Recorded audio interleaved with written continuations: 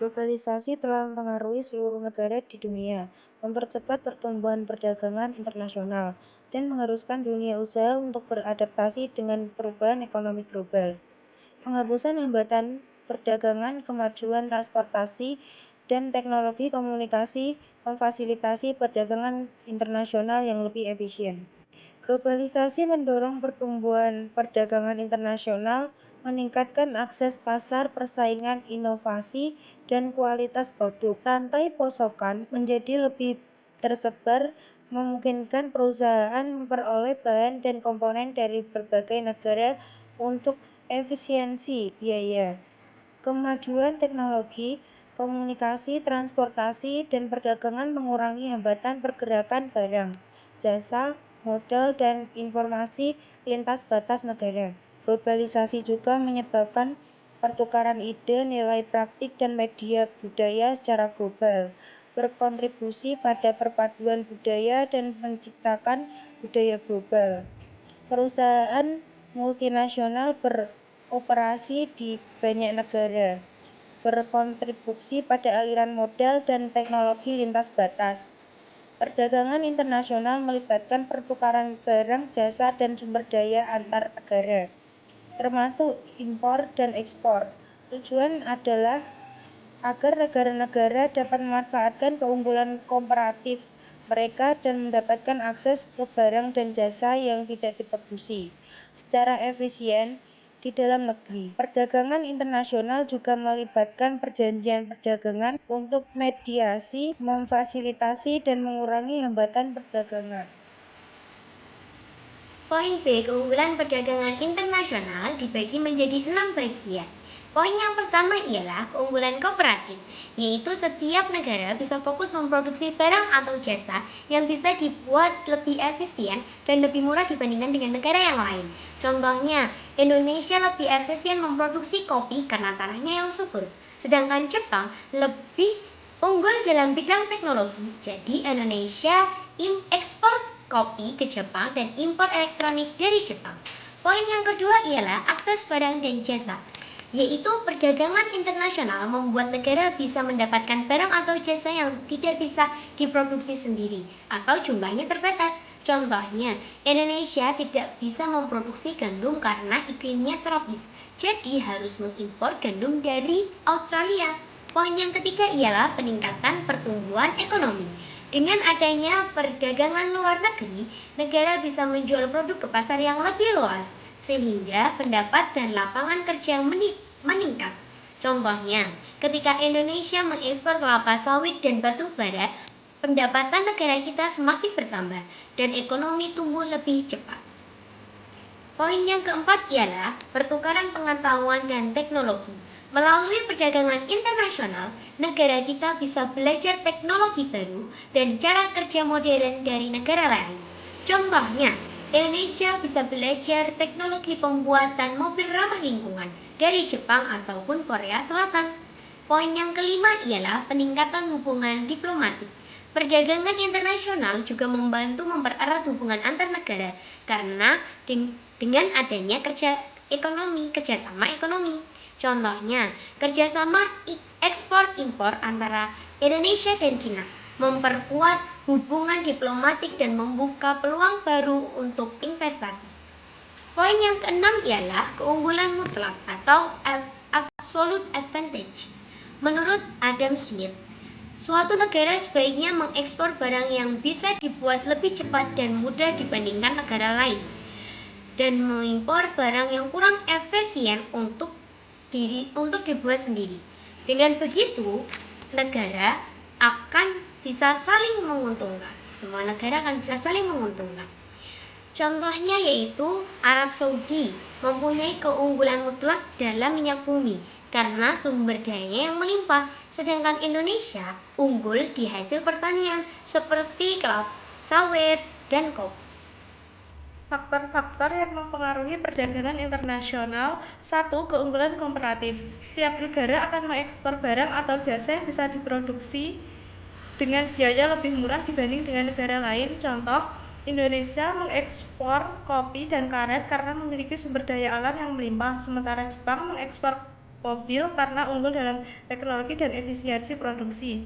2. Kebijakan perdagangan. Kebijakan seperti tarif, pajak impor, kuota, dan izin impor dapat memperlancar atau menghambat perdagangan antar negara. Contoh, jika pemerintah menurunkan pajak impor gandum, maka impor gandum dari Australia akan meningkat.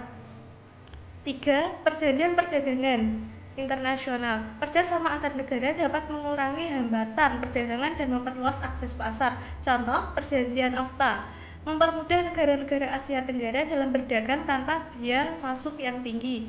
4. Nilai tukar mata uang. Perubahan nilai tukar mata uang dapat mempengaruhi harga barang ekspor dan impor. Contoh, jika nilai rupiah melemah terhadap dolar, maka harga barang ekspor Indonesia menjadi lebih murah di luar negeri. 5. Kondisi ekonomi dunia. Pertumbuhan ekonomi global yang baik meningkatkan perdagangan, sedangkan krisis ekonomi dapat menurunkannya. Contoh, krisis ekonomi global tahun 2008 menurunkan volume perdagangan dunia. 6. Kemajuan teknologi dan inovasi.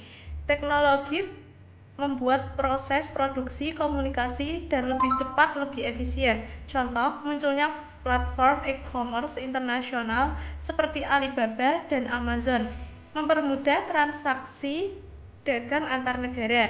7. Infrastruktur dan transportasi. Infrastruktur yang baik membantu mempercepat pengiriman dan menekan biaya perdagangan. Contoh, pelabuhan Tanjung Priok yang modern memperlancar ekspor dan impor di Indonesia. 8. Kebijakan fiskal dan moneter.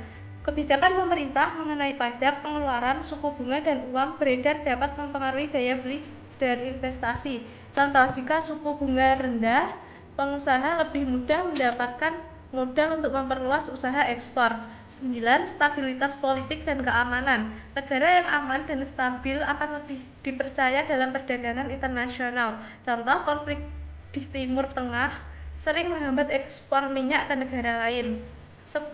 Isu lingkungan dan kesadaran akan lingkungan mendorong permintaan terhadap produk ramah lingkungan. Contoh, negara-negara di Eropa lebih memilih produk organik dan bebas plastik. 11. Kemajuan teknologi komunikasi. Kemajuan teknologi komunikasi mempermudah pertukaran informasi dan transaksi lintas negara. Contoh, negosiasi ekspor kini bisa dilakukan melalui video conference tanpa harus bertemu langsung.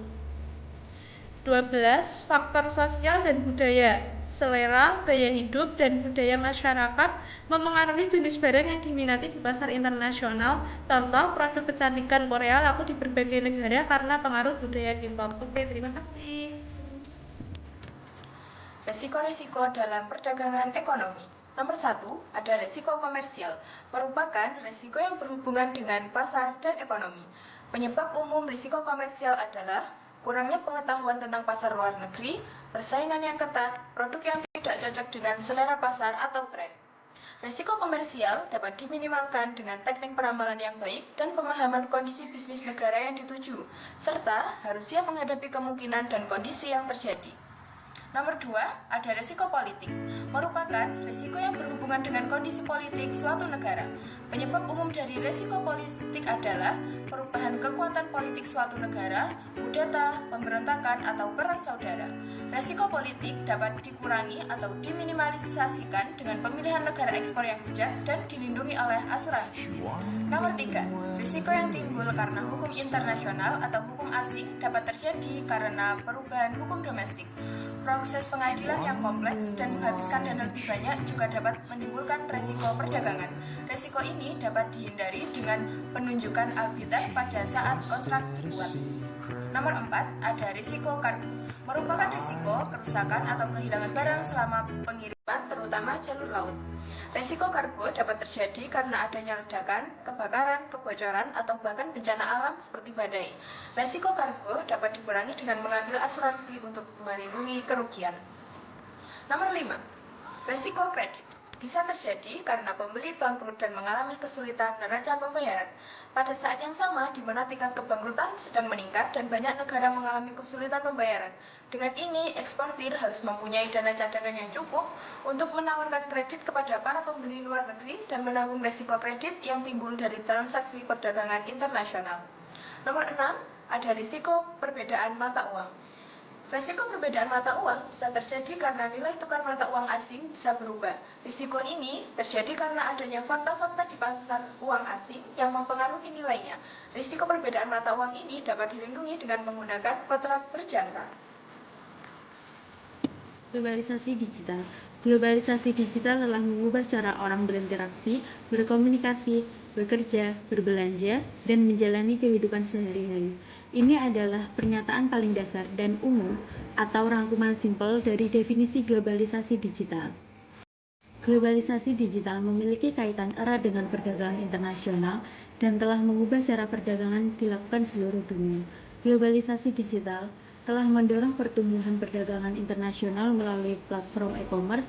Perusahaan dapat dengan mudah menjual produk dan jasa mereka ke pasar global melalui situs web, platform perdagangan online, dan pasar digital lintas batas. Teknologi digital memungkinkan perusahaan, terutama yang berukuran kecil dan menengah, untuk dengan mudah memasuki pasar global tanpa perlu memiliki kehadiran fisik di setiap negara. Ini memperluas peluang mereka untuk menjual produk di berbagai belahan dunia. Internet dan media sosial memungkinkan perusahaan untuk mempromosikan produk dan merek kepada audiens global. Ini membantu meningkatkan kesadaran dan permintaan atas produk tersebut di seluruh dunia.